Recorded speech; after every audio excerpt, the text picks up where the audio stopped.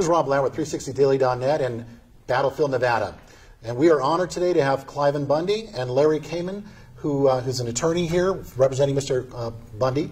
And I wanted to congratulate you, obviously, on your freedom, hard-fought case. And were you surprised how it actually turned out on Monday, that you were just, after 700 days in custody, all of a sudden it's over? You know, it was a little bit unbelievable. You know, I had the people in the my pod saying, at the jail, saying it was going to happen today, but you know, I really didn't have too much faith even halfway through the judge's speech. I was still thinking, well, she's going to change this around and it's not going to work.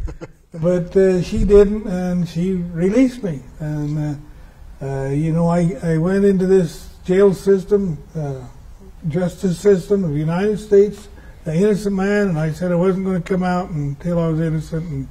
And you know, I don't really feel like that I come out an innocent man. I would have rather stayed before the jury and let the jury make that decision. I didn't like the idea of the judge making the decision. I felt like the judge made the decision because she favored the government. And not only the government, she favored, you know, the county and the county sheriff and the state of Nevada. She favored them in the fact that she never really let justice come forth, and she protected them. And so I had those thoughts as, you know, as she made her decision. I would a lot rather stayed before that jury and made that jury come out and said, hey, this is an innocent man. Well, I was in the courtroom a couple of times, and I looked at the jury, and I was convinced, looking at the jury and listening to them and listening to testimony, that this jury was not going to convict you. It didn't look like these guys were really positive in their facial reactions and so forth to the government. They were following what you guys had to say. Yeah. And you know, I tried to read the jury. I couldn't read the jury, but I could read one thing for sure. That there was like three, I don't know, they said 3.5. I keep saying there's 2.5 witnesses went before that jury. 2.5, the last witness never finished. And I felt like the prosecution failed, and I felt like the defense, they beat those people up. And so we considered them as being their best witnesses, you know, so. You're talking about the female BLM? Yeah, BLM people. I mean, well, she was horrible. I watched her. She was sitting there with her arms folded. She was very hostile. She was not a good witness for the government. Well, sure, and it had the District of Nevada, Southern Nevada BLM district manager there. She managed, I don't know, for what, 7 years or something through this thing. You know, they were beat up. Let's just put it that way. They were beat up. And they were the government's best witnesses. And so I could see right then, well, the longer this went, the worse the government was going to get beat up, because we were putting forth the truth and the honesty, and they couldn't handle that. You were facing prison for the rest of your life, essentially. Yes, rest for my life, and even rest of my my son's life. And too. Here you are, sitting here, a couple of days later, a free man. No prison guards, no prison cell, no prison food. You're a free man. How does it feel? Well, I can tell you one thing. Freedom feels awful good. Did yes. God answer your prayers? He did every day, and I'll testify to that. I was in there for right at 700 days, and there was never a day that he didn't. I'm talking about God and His blessings upon me. He comforted me somehow every day, to where I knew that He was there. I knew that He was with me, and I was just, you know, just wanting to do His will, I guess. You know, the only thing He ever really asked me to do was have patience, and I guess I must have learned patience. Well, you held a press conference today, and at the press conference you made some interesting statements, and I wanted to explore those. The first one was, it sounded like you might be thinking about running for office, maybe sheriff or governor or something. Are you seriously considering that? Well, you know what I would like to say to you is, it's definitely obvious that we need a new sheriff. Either we need a new sheriff or he needs to do his job. He definitely was involved with a fusion. He was involved in an conspiracy. He was involved with entrapment, and he did put his own citizens in harm. He let an army point their guns at him, at American citizens, his citizens. Did he perjure himself?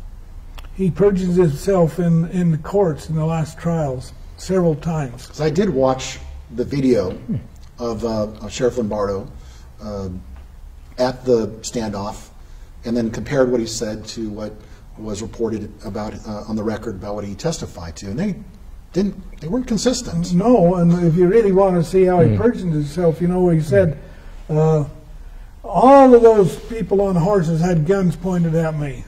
And then we have video showing nobody had a gun. Nobody was even carrying a gun. There was none, and he said all of them. And he said, you know, that they had fear. And there was no fear there. There was no violence.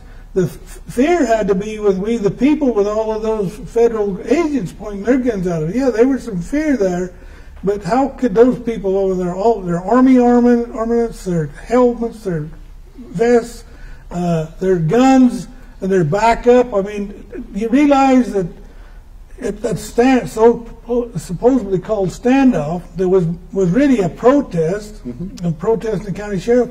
Those, and I wasn't there. I'm just saying, we the people faced these people head on and basically didn't back down. That was what was a miracle, and nobody got shot. But it was also a miracle, and American people actually had, let's call it, guts enough and courage and faith enough to stand up against that army. Let's make sure that the audience understands, because not everyone knows your story and even remembers every detail of the standoff, quote unquote, or protest.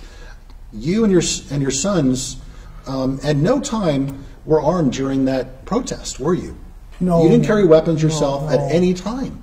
No time. There was hundreds of people there, and there was a few people that had sidearms on, and they were, again, hundreds of people there, and they was, at the time that they're calling this standoff, I would say that maybe there was maybe 5 or 6 people that had long arms that maybe was in the area. So there was one man who was on the bridge. There's a photo of him, very famous photo of him, on the ground, aiming his rifle through a crack in the bridge. And the gunman pled him to a misdemeanor. The one guy who actually had a gun aimed down range, and they pled him to a misdemeanor. What do you say to that? Well, I think that were they serious? Or were they just after you guys? Well, they was really after one man. What it amounts to, they was after one man. You. He was the one that had a vested interest there. He'd been the one that basically had challenged the government on their ownership of their land. He challenged their jurisdiction and authority, and he challenged their policing power, and they didn't like that. And the federal government don't like people that do that, and so I was their #1 man on their hit list. Your family has owned the land there since the 1800s, is that correct? My family's been involved in that area since 1877. Is when, in fact, January the 7th, 1877 was the day they moved into the valley. They had a team of horses pulling a wagon, pulling everything they owned, and they pulled in there and started settle that Virgin River Valley there. So I understand your family's been there since the 1800s. Did you have grazing rights, water rights, and were they taken from you by the government? How did that actually come about? You know, those rights, they really can't take them away. They basically tried to destroy them, and they tried to deny that they ever had those rights. That's their tactic. Those rights were like private property rights. They're created through beneficial use, and so of the resource. And the resources is things like water, livestock water, and forage, grass, brush, and things like. those rights were established by beneficial use of the renewable resource, and that's exactly what my pioneer fathers did. They come into the area, and for example, they had their family, their say covered wagon, their horses. They might have had a milk cow tied on the back of their wagon. They had everything they owned in there, and they pull up to an area and they say, this sort of looked like a nice spot to camp. So what happened? What did they do? The very first thing they did, I guess what was the greatest need? Water. Water. So they unbuckled their team from the wagon and took it up the stream or the spring, and the first second that horse drank one drop of water, that was making beneficial use of a renewable resource. And Nevada law recognized the first come, first served type thing, and the one that put it to beneficial use first. That's how they created their water rights. Was this part of the litigation that you went through? Well, you know, they didn't ever want to talk about that. They do. So, you know, this litigation was all a criminal charge. They didn't want to talk about rights. They didn't want to talk about land. They didn't want to talk about cattle. They didn't want to do anything. They wanted to steal cattle. And then they basically wanted to indict me for supposedly trying to protect my cattle, and that's what this whole federal charge is all about: is me impeding, endangered. What's the rest of legal terms they use? Entrapment, prosecutorial misconduct. You name it, you have everything. We're going to take a break right now. Okay. We'll be back in 2 minutes. This is Rob Lauer for Battlefield Nevada. And they cover their face because they're nothing but a bunch of cowards. What happened down there pisses me off, quite frankly.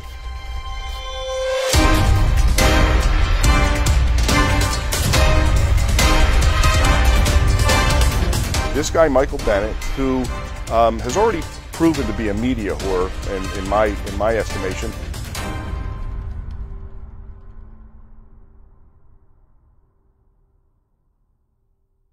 This is Rob Lauer back with Cliven Bundy. Welcome back, and Mr. Clayman. Let's go to you first as the attorney real quick. Does he have a civil case here against the government for what happened? He does. I mean, he has a case. He's analyzing his options right now, but for malicious prosecution for violation of civil rights. We know, for instance, from the whistleblower who came forward that there was prejudice against Mormons. I mean, severe prejudice against them. He had kill lists put out on him. He had targets with X's on them put up on walls.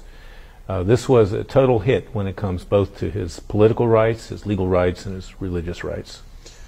What about the Brady violations? Are those actionable in a civil court against the prosecutor, against the government? Is that something that you can sue? They're actionable in a number of different areas. For instance, we have pending right now complaints, which I filed about 4 months ago with the Office of Professional Responsibility and the Inspector General of the U.S. Department of Justice. Now, this is against Stephen Meyer, the prosecutor. Against Stephen Meyer and the other prosecutors, as well as the FBI agents. That's under the authority of the Attorney General, Jeff Sessions, and the Justice Department. I'm a former Justice Department lawyer. And that complaint really has a lot of teeth right now, particularly after the court's ruling of last Monday. So I'm sure that that will be pursued by the Justice Department. I previously went into court to force them to pursue it. Now they don't need to be forced. It's right in front of them. And so if you have a lawsuit pending against them, which might equal more than $1 million, which they claim in fees that you owe, which obviously you dispute, what's their position then moving forward trying to enforce the so-called grazing fees that are supposedly owed? Well, they would be very unwise to do that, particularly at this time. I don't believe that the Trump administration would ever do that. The president is on our side, and so are the people that now run BLM, in theory. But we have to get the point across, and that's why this show is very valuable, because they need to be educated as to what it's all about. You know, we had a press conference earlier today. Somebody came up to me and they said, Cliven should be a professor. He is a constitutional expert. He certainly was before he went into prison, but he had plenty of time to perfect that in the last 2 years. And he's one of the finest people, if not the finest person I've ever met in terms of his character, his integrity, and what he believes in. There are very few people in this country who would do what Cliven did and what his family did. They're just like him. He taught them and raised them well. These are really fine people. They're true Americans. And that brings me to another issue, Mr. Bundy. You made it sound like you were going to run for office. Are you thinking about it? Well, you know, I'm a rancher. What do you think about it? I'm a rancher at heart, and you know, really sort of love the land and the farm. You know, I'm a farmer, probably maybe even before a rancher. When you get right down to what I love and like, politics. So was George Washington. Well, yeah, and you know, and John Adams. and That's I think you know, if I dared compare myself with George Washington. He stood up and did what he needed to do as a civil servant. He stood up, and I'm sure he wasn't interested in running for president of the United States, but he went and did that. And I don't know where I'm going to be. If the call comes, I guess I would answer it. What is your main contention, so people understand, with the federal government over the land rights issue that you were standing for? What was it? If you can break it down in really simple so the average person is going to understand, what was it that you were fighting for in the standoff and continue to fight for to this day? Well, very simple. What I was fighting for is state sovereignty, statehood. I don't believe there's really a fight here. I believe that this, according to our Constitution, I believe Congress disposed of this land, admitted it into the statehood. And I believe this area, this land, you know, the Nevada, was admitted into the statehood, and it has the Constitution, and that limits the federal government to have anything to do with this land, except what you find in Article 1, 8, and 17, which basically says that the government can buy some land from the state of Nevada, and they could buy it if the Nevada representatives would approve it, and Congress needs to approve it, Congress of the United States needs to approve it. Then they have to pay for the land, and then the land can only be used for really two things. One is for military use, like Air Force Base or some type of military use, and it could be used for things like courthouses or other buildings like post office or courthouse. Other than that, the United States government can't own land. And then the question would come, well, if they own this land in Nevada, why would they have to buy it from the state of Nevada? And the other question comes, well, if Nevada doesn't own this land, how can they sell it to the federal government? So it's very clear that the federal government can't own this land, and yet they claim they own pretty close to 90% of it. They control it politically and physically, and they deny, they talk about all of the things I'm talking about, the land ownership. They talk about the Nevada law. They talk about the sheriff's policing powers all being moot. And, you know, I used to think that's a terrible thing to say, a federal government to say all these things are moot. And then I thought, Senior Judge Lloyd George says they're all moot, these issues I bring forward. And I think, Lloyd George, I'm going to hold you accountable. And I think about this for a couple of months. And then this thing comes over my mind. You know, Judge George, you're 100% right. These things are all moot to your court. You don't have nothing to do with this land. You don't have nothing to do with this water rights, state law. You don't have nothing to do with my cattle operation at all. And I don't have no contract with the federal government, so you don't own the land, and I don't have no contract, and so this court that you claim has all this jurisdiction authority, that you even admit that all my issues are moot to this court, you don't have no jurisdiction authority. You don't have jurisdiction. So what were they trying to accomplish by rounding up your cattle and then slaughtering them and burying them in the desert? Why would they at least try to take those assets and sell them to offset so-called grazing rights that they were owed? What was the purpose at the end of the day to destroy your property? Well, you've got to go back about 30 years ago. They come out with a policy called it full force and effect. And it was a policy because of the desert tortoise, endangered species. And they basically said the desert tortoise can't share the habitat with the cow. And they were court issues. Hold on. Cows don't eat tortoises. No, but they say they The tortoises live off the cows. they say they share the same habitat, so that that's basically the same type of climate, land, and they eat basically the same kind of feed. Of course, a tortoise only, an average-sized tortoise only eats about 6 to 8 pounds of dry matter in a year, and a cow eats twice that much in one day. But a desert tortoise, he can go under a bush and under a rock and things like that a cow can't even get close to. There was plenty for both, and the courts actually ruled there was no conflict, no scientific conflict between the cow and the tortoise. And so the rancher, after the lawsuits, they come out of the courthouse and they said, well, we won, they're great, But no, the environmentalist attorneys come out of the courthouse right down the same step, and they reach over and said, but they may be a conflict. The court says they wasn't, but they may be a conflict. So we had a full force and effect, being basically was going to eliminate you because of desert turtles. Now 2 weeks later, we get a new full force and effect in the mail, certified mail, saying a new full force and effect, and we're going to eliminate you. Basically, no cows can run with on the tortoise habitat. Well, the serious thing, millions of acres. Yeah, millions of acres. And how many cows did you have? Well, I only had a few cows back in them days. But here's the thing: is I had 52 neighbors in Clark County at that time, and all of these ranchers had a few cows. But you know what? These administrative decisions, all of those ranchers are gone. It eliminated them. It bankrupted them. They had to give up. They lost their heritage. They lost their future. They lost their posterity life. And isn't that what you're really fighting for today? Well, sure. We're your fighting, heritage. But not only that, we're producers. We produce something for American people.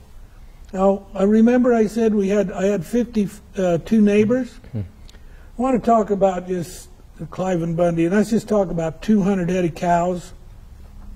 And how many hamburgers do I produce? Those 200 head of cows produce, for Las Vegas, approximately 400,000 hamburgers. Wow. So my little operation will feed you 400,000 hamburgers. What would my 52 neighbors fed you? All of us. They're gone, yeah. That's why you have to buy your meat from Australia or Argentina or something like that. You can probably say that the BLM made hamburger into chopped liver. Yes. And you forgot to mention one thing. The tortoises actually eat the cow manure, so they actually like the cows. Sounds like it was a positive, not a negative, the cows, to the environments. So there's another group of defendants, Tier 2, so-called Tier 2 group, and they're going to be going on trial next month. How is your dismissal going to affect their trial? Should their case be dismissed? What's going on with that? Well, let's let Larry explain that a little bit. That should be a chip shot for those defendants. Whether it's Mel or Dave Bundy or other defendants, that should be dismissed as well with prejudice, and I'm confident that will be. Even Judge Navarro, who begrudgingly issued this order last Monday, she didn't do it out of the goodness of her heart. She didn't want to go down with a sinking ship. Well, she's been really, from outside, just viewing the trial, hostile to Mr. Bundy and to the Bundy group, and hasn't seemed to be giving them benefit of the doubt. This is the first time I've seen her do anything like this. What? Well, the dynamics. Okay, the Las Vegas Review-Journal said that the prosecutors had a friend in Judge Navarro. She didn't want to be associated with him. When it became clear that the FBI had lied on the witness stand, that the prosecutors had lied to her, she basically had to disassociate themselves from them. And that's why Cliven says there would have been a jury verdict in his favor. In fact, the jurors were polled after she initially declared a mistrial, and 9 of them said they would have acquitted. In fact, there were 7 in the courtroom just the other day. On Monday, they came to see Cliven have his indictment dismissed. So it's a testament to our jury system. Our founding fathers were brilliant to put that into effect. I have great faith in jurors, so does Cliven, and justice was done in part, but there's work to do still. I want to thank both you and Mr. Bundy for coming in, and congratulations on your victory. Hey, thank you so much. Thank you. Thank you, Rob. Thanks for having us. You know, this button really says quite a bit. It does. You should be proud. Thank you. This is Rob Lauer from Battlefield, Nevada.